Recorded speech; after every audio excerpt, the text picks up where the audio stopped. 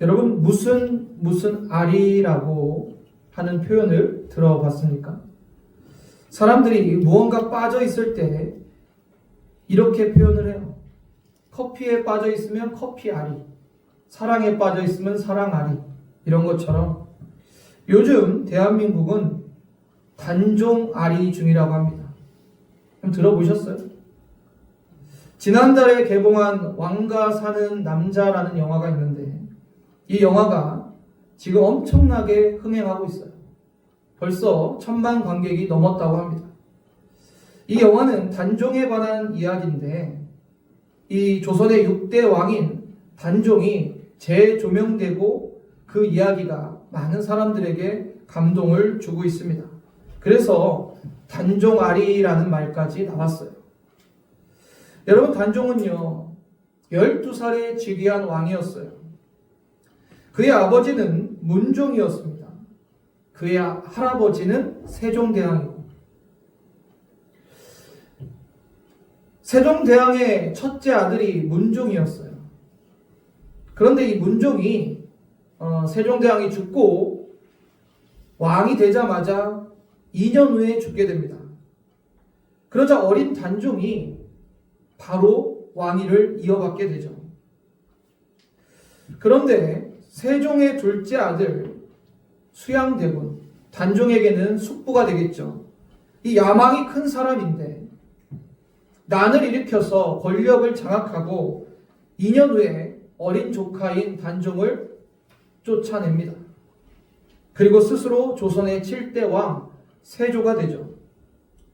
이 세조는 단종을 노산군으로 강봉시키고 강원도 영월로 유배를 보냅니다. 그리고 단종은 그곳에서 4개월을 지내다가 생을 마감하게 됩니다. 이 영화는 이 단종의 마지막 4개월 그 시간을 그려내고 있어요. 강원도 영월 광총마을 촌장 어몽도와 그 마을 사람들의 이야기를 다루었어요. 여러분, 당시에 왕은요 일반 백성들 만나주지도 않고 일반 백성들은 구중궁궐에 있는 왕을 만날 수도 없었어요. 그런데 이 광총골 사람들은 유배를 온 그 단종을 함께 살아가게 돼요. 단종과 함께 살아가게 돼요. 어몽도와 마을 사람들은 단종과 함께 먹고 교제하며 살아갑니다. 영화 속에서 단종은 백성들과 격이 없이 어울리고 소통하고 벗처럼 지냅니다. 그 마을 사람들에게 진짜 왕은 난을 일으킨 수양대군이 아니라 지금 유배를 온 단종이었습니다. 영화 속의 어몽도는 타협하지 않고 자신의 모든 위험을 감수하면서 끝까지 어린 왕을 지키고 왕과 함께 사는 삶을 선택합니다. 비록 힘을 잃은 왕이었지만 그에게는 목숨을 걸고 지켜야 될 진짜 왕이었기 때문입니다. 저는 영화를 보면서 일반 백성이 왕과 함께 사는 것, 우정을 나눈다는 것이 일어날 수 없는 일이지만 실제 일어났었고 이 일은 많은 사람들의 심금을 울리고 감동을 주는구나라고 생각을 했어요. 그런데 문득 스치는 감동이 우리도 왕과 함께 살고 있지 않는가? 우리 성도들도 왕과 함께 사는 존재가 아닌가라는 생각을 해봤어요. 여러분, 그 왕이 누구시죠? 그분은 진정한 왕이시며 왕 중의 왕이신 예수님이십니다. 오늘 본문을 보면 볼지어다 내가 문 밖에 서서 두드리오니 누구든지 내 음성을 듣고 문을 열면 내가 그에게로 들어가 그와 더불어 먹고 그는 나와 더불어 먹으리라 말씀하고 계세요. 왕이신 예수님을 믿고 영접한 자들, 그들과 예수님은 함께 사신다는 거예요. 우리 그리스도인들 역시 왕과 함께 사는 사람들입니다. 요한계시록 19장 16절에는 분명히 말씀합니다. 예수님이 왕이시고 우리의 주님이신 것을 같이 읽어볼까요? 그 옷과 그 다리에 이름을 쓴 것이 있으니 만왕의 왕이요 만주의 주라 하였더라. 아멘. 오늘 본문의 말씀을 통해서 우리는 스스로에게 좀 질문을 던져봤으면 좋겠습니다. 나는 왕이신 예수님과 함께 살고 있는가? 나는 그분을 어떻게 대우하고 있는가입니다. 오늘 본문 요한계시록 3장 20절은 우리에게 익숙한 말씀이에요. 먼저 오늘 본문의 배경을 좀 살펴보고자 합니다. 본문의 배경이 되는 교회는 어떤 교회죠? 라오디게아 교회입니다. 라오디게아 교회. 이 말씀은 불신자들에게 한 말씀이 아니라 이미 예수님을 믿는다고 하는 자들에게 하신 말씀이에요. 예수님의 준엄한 책망이자 호소였어요. 당시 라오디게아 교회는 손꼽히는 부자 교회였어요. 그들은 나는 부자라, 부유하여 부족한 것이 없다라고 자랑했지만 그들의 영적 실상은 차지도 뜨겁지도 않은 미지근한 상태였어요. 부유함에 취해서 영적 교만에 빠진 그들은 왕이신 예수님을 철저하게 문 밖으로 내쫓아 버렸습니다. 하지만 예수님은 그들을 포기하지 않으셨고 사랑하기 때문에 영적인 잠에 빠진 그들을 깨우러 친히 문 앞에 서서 그들을 두드리고 있는 거예요. 그 문을 두드리고 계신 거예요. 라오디게아 교회의 모습은 오늘 현대 사회를 살아가는 우리의 모습과 유사합니다. 우리는 물질적으로 풍요로운 시대를 살고 있어요. 그러면서 내 삶의 통제권을 내 스스로 쥐고자 합니다. 신앙생활도 마찬가지입니다. 주일날 예배당에 나와서 찬양하고 예배하지만 정작 내 삶의 모든 결정은 내 손에 쥐고 결정하고 있어요.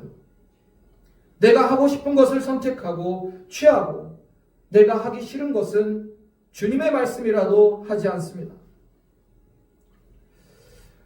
로버트 머머 목사님이 쓰신 내 마음의 그리스도의 집이라는 책이 있어요.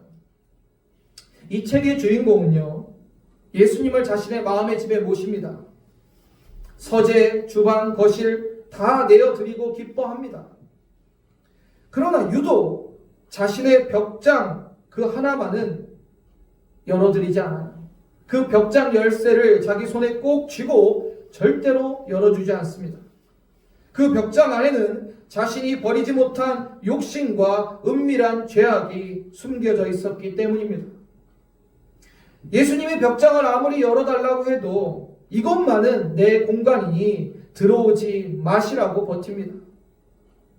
여러분, 이렇게 되면 결국 우리 주님은 우리 마음에 나의 왕이 되실 수 없어요. 그저 손님일 뿐입니다.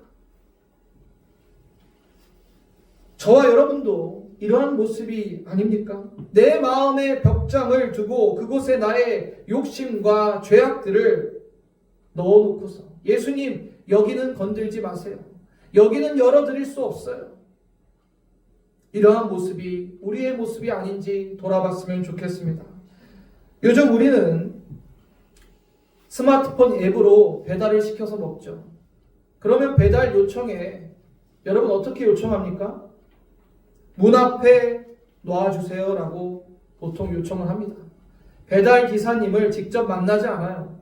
그저 문 앞에 두고 가시라고 합니다. 사람을 대면하기 부담스럽고 내 사적인 공간을 보여주기도 싫으니까 내가 원하는 것만 문 앞에 두고 가라는 거죠. 안타깝게도 오늘 많은 성도들이 예수님을 이 배달 기사님처럼 대우를 해요. 그저 주일날 예배당에 나와서 예배 한번 하고 필요할 때만 기도합니다. 주님, 내가 이거 필요한 거니 그거 문 앞에 두고 가세요. 나 이거 원하는 거 있으니까 그거 문 앞에 두고 가세요. 그러나 내 마음 안으로는 들어오지 마세요. 내 삶에 관여하지는 마세요. 저와 여러분의 신앙의 모습은 어떻습니까?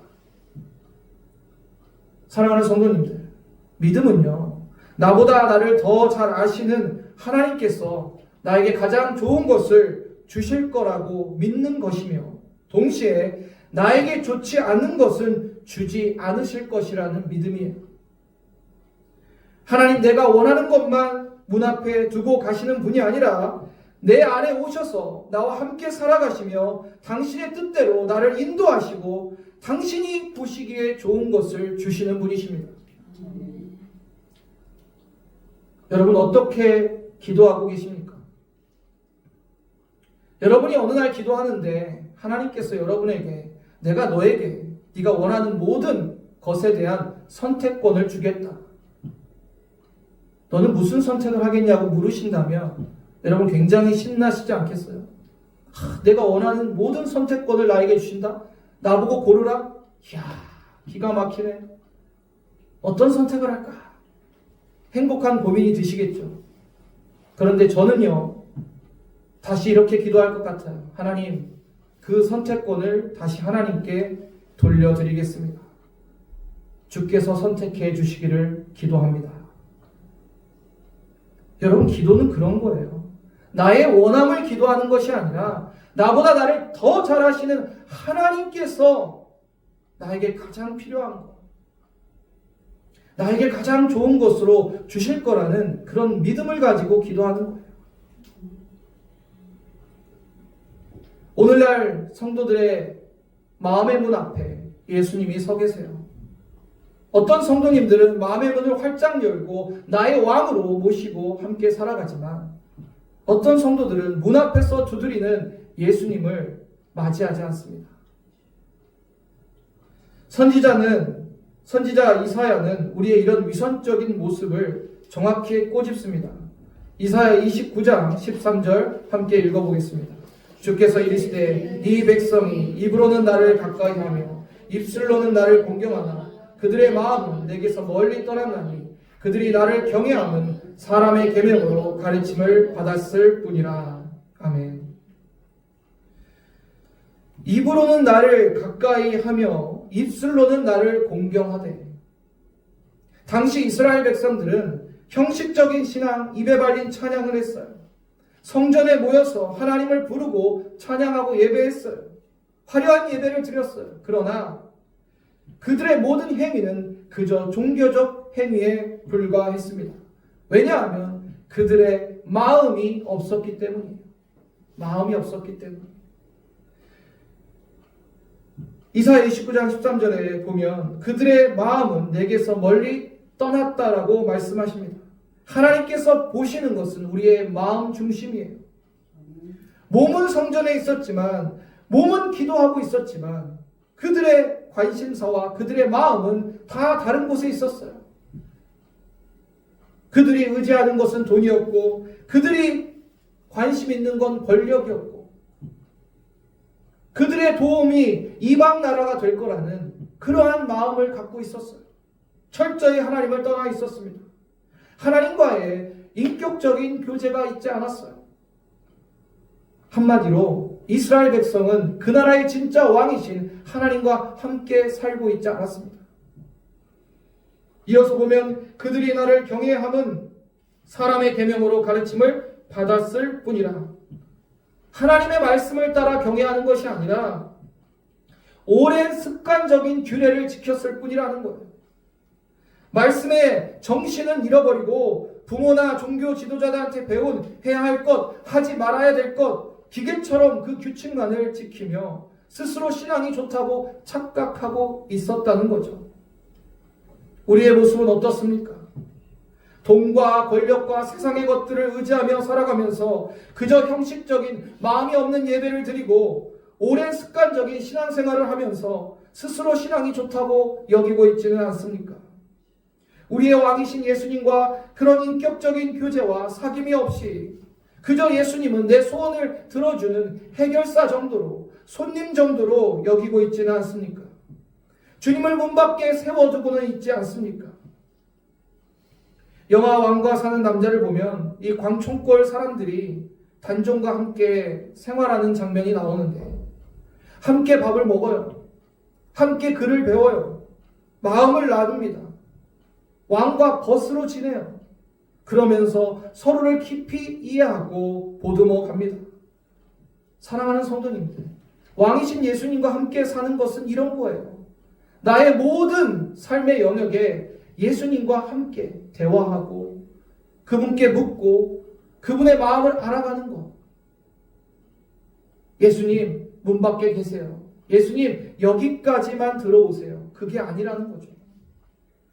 예수님은 멀리 하늘 보좌에 계신 분이 아니라 여러분 안에 계신 우리의 왕이십니다. 나의 주권을 내려놓고 예수님을 왕으로 모시고 사시기를 바랍니다. 나의 모든 삶의 영역에서 그분이 주인이 되셔야 되고, 왕이신 예수님이 우리와 함께 살아가신다는 것이 얼마나 무한한 영광이고 기쁨입니까? 나의 마음의 문을 온전히 열지 않고 여전히 예수님을 세워두고 있는 모습이 있다면 그것은 올바른 신앙이 아닐 것입니다. 우리 예수님은요, 강제로 문을 부시고 들어오시는 분이 아니에요. 누구든지 내 음성을 듣고 문을 열면이라고 말씀하셨어요. 자발적으로 주권을 내어드리고 문을 열어야 돼요. 주님은 인격적인 왕입니다. 문을 열면 예수님이 우리 안에 들어와서 우리와 더불어 먹고 마신다고 하셨어요. 고대 근동에서 식사를 나눈다는 것은 그 사람을 전적으로 수용한다는 뜻이에요. 예수님을 우리의 모든 삶에 전적으로 수용하시기를 바랍니다. 그분의 통치를 받으시기를 바랍니다. 세상의 기득권을 다 내려놓고 만왕의 왕을 마음 중심에 모셨던 한 청년이 있었어요. 그가 바로 미국의 보든 유제품 회사의 상속자였던 윌리엄 보든이에요. 앞에 화면을 보시면 이분이신데, 이분이 청년 때 라오디게아의 부자와 같은 청년이었어요. 엄청난 부와 명예를 가졌었죠. 그런 그가 자신의 삶의 왕자에 예수님을 모시기로 결단합니다.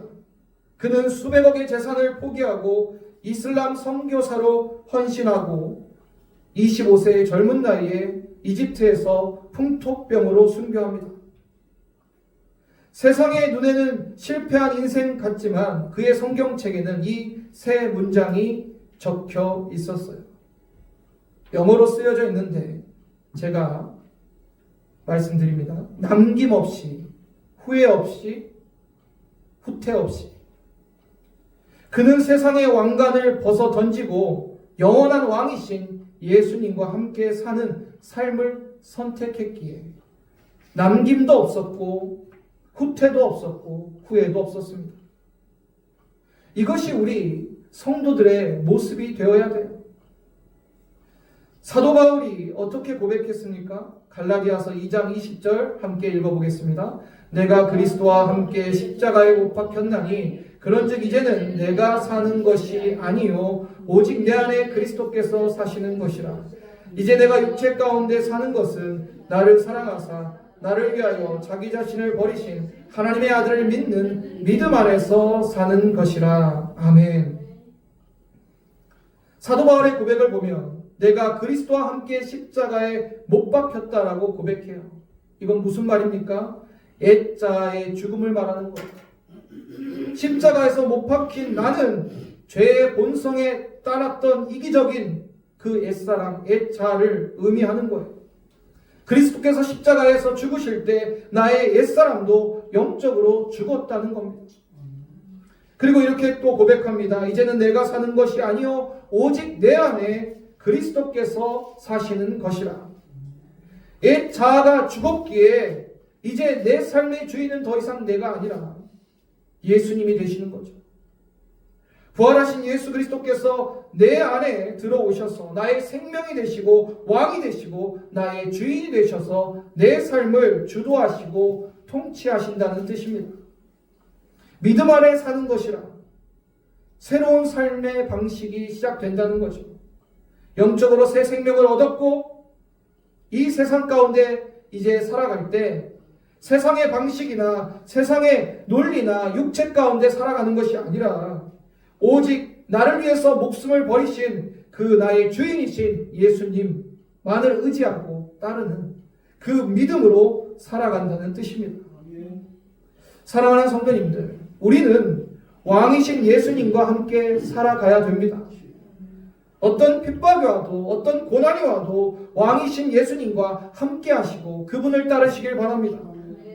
우리는 살아도 죽어도 주님의 것이며 그분만이 우리의 왕이십니다.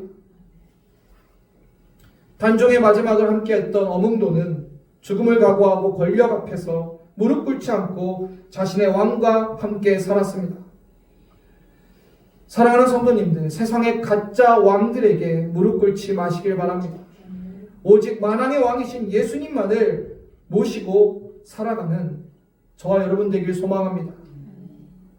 사탄과 세상은 우리에게 수많은 가짜 왕들을 소개하며 유혹합니다. 돈을 섬겨라, 권력을 섬겨라, 명예를 가져라, 성공해라.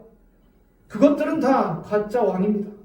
그러나 우리의 진짜 왕이신 예수님은 우리와 함께 사시기를 원하며 그분을 믿고 그분을 우리 마음에 영접할 때 우리는 구원을 얻고 주님의 백성으로 하나님의 자녀로 살아가게 되는 것입니다. 지금 여러분의 마음의 왕좌에는 누가 앉아 있습니까? 세상의 풍요로움에 취해서 내 자존심과 고집 때문에 왕이신 예수님의 음성을 듣지 못하고 그분을 문 밖에 두고 있지는 않습니까? 오늘 이 시간 내 마음에 그리스도의 집, 그 은밀한 벽장까지 모두 열어 적기기를 바랍니다. 조용하지만 애타게 문을 두드리는 주님의 음성을 들으시길 바랍니다. 내 삶의 모든 영역의 왕이신 예수님을 기쁨으로 모셔드리고 예수님과 함께 사시기를 바랍니다. 갈라디아서의 고백처럼 이제 내가 사는 것이 아니요 내 안에 왕이신 그리스도께서 사심을 믿으며 매일의 일상 속에 그분의 다스림을 받는 참된 왕과 사는 성도가 되시기를 주님의 이름으로 축원합니다.